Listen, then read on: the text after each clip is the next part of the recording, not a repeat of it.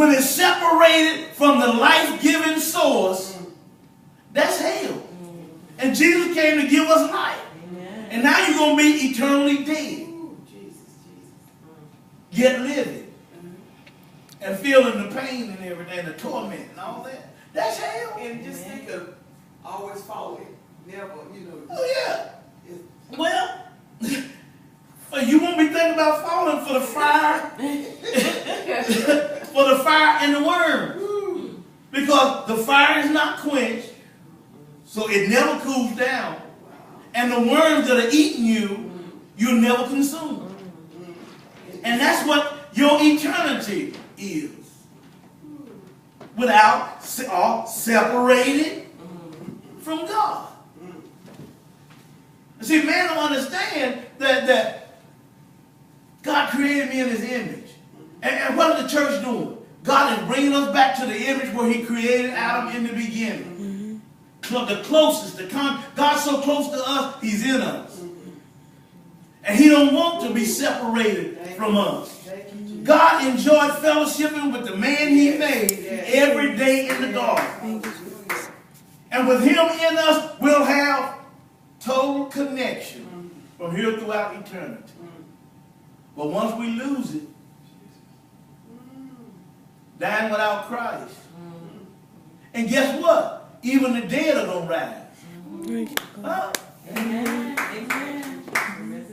The same thing, the only one that's going to experience the resurrection, the dead are going to experience it. God's going to have to call them up. And he's going to call them up and judge them, and they're going to die again. Wow. They're going to be condemned to the lake of fire.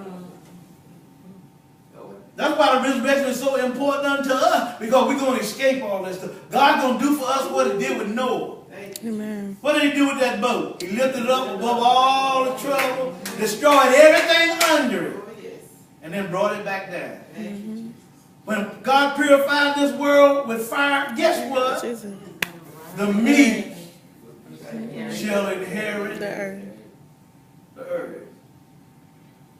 John said, I saw New Jerusalem come down from heaven out of God, from God, as a bride adorned for her husband. Who in the world is the bride? Who's the bride? Church. The church. We're the bride. He's the bridegroom.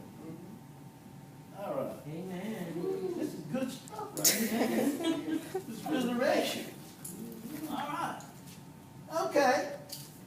But now Christ risen from the dead and become the first fruits of them that slept. They put him in the grave and he got up. Now he may have got others up, but Jesus is the only one that got up himself. He said, you put me in destroy this temple in 3 days, I'll raise it up. I'm coming out there. Y'all can kill me, do whatever you want to. 3 days, I'm getting up. I'm getting up. First I got a mission to do. Since you put me in the ground anyway, and you made a little shortcut, I'm going right to hell. And I'm going to take them keys away from Satan. And then I'm coming up out of there with the victory. And when Jesus rose up, when he come up out of the ground, he said, all power, every bit of it. Amen. Devil don't have all power is given unto me in heaven And in earth. and in earth. Thank you. All the power is in the hands of Jesus. How about that? The dead man rise up and look down at the earth, declaring victory. Word. But can't no grave hold his body down. And guess what? When the time comes, we that are in him, Yes. can't no grave, they can build a monument on Word. top of your grave. Put the Empire State Building on top of your grave. Put you in a jar, put rocks in it, and drop it in the depths of the sea.